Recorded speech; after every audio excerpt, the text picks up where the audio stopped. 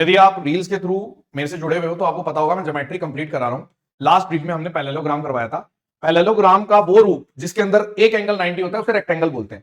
यानी आपने बोला कि ऐसा पैरेललोग्राम, यानी है पैरेललोग्राम ये भी, यानी ये इसके पैरेलल है, ये इसके पैरेलल है, लेकिन एक एंगल 90 हो गया, तो बाय चांस जब ये पैरेलल है तो कोइंटियर से ये भी 90 हो गए, फिर ये भी 90 हो गए, ये भी 90 हो गए।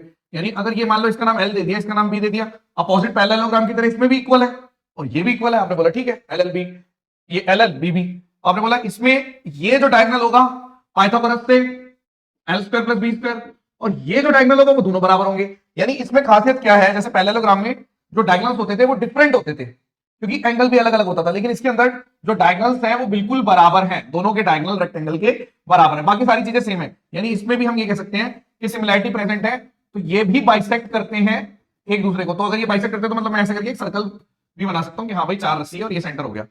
इसके अंदर जो रेक्टेंगल के अंदर आपको जो पढ़ना पड़ता है वो सारी चीजें आप देखिए। पहली चीज तो यही कि इसके डायगोनल इक्वल भी होते हैं और बाइसेक्ट भी करते हैं, ये आपका हो गया। उसके बाद एक ब्रिटिश फ्लैग थ्योरम होती है।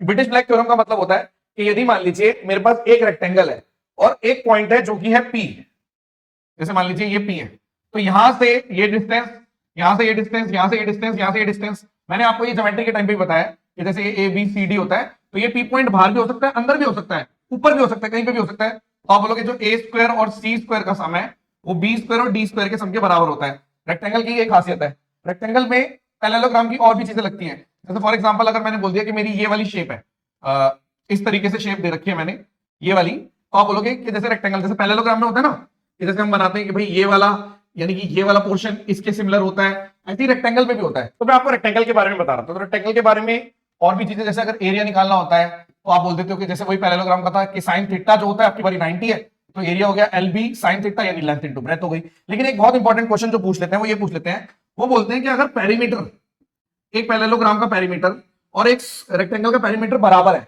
तो एरिया किसका बड़ा होगा? सोचो।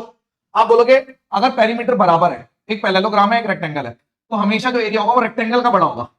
रेक्टेंगल का एरिया बड़ा होगा क्योंकि अगर हम बोले कि साइन 90 पे, साइन की वैल्यू साइन 90 डिग्री पे सबसे बड़ी होती है और आप उसका एरिया निकालते हो, जो पैरेललोग्राम का एरिया निकालते हो, तो आप बोलते हो ये ए है, बी है, ये थीटा है। यानी उस केस में आप बोल देते हो कि जो इसका एरिया आएगा वो ए बी साइन थीटा आएगा, और अगर इसका एरिया निकालोगे तो आप बोलोगे कि ए बी साइन 90 हो जाएगा, क्योंकि ये 90 हो जाता है तो ये वाला क्वेश्चन आ सकता है। इसमें एक और क्वेश्चन उल्टा भी आता है। तो एक बार क्वेश्चन पूछ लेते हैं कि अगर मान लीजिए आपको एरिया बराबर दे रखा है और एक साइड बराबर दे रखी है, अब पेरीमीटर किसका बड़ा होगा?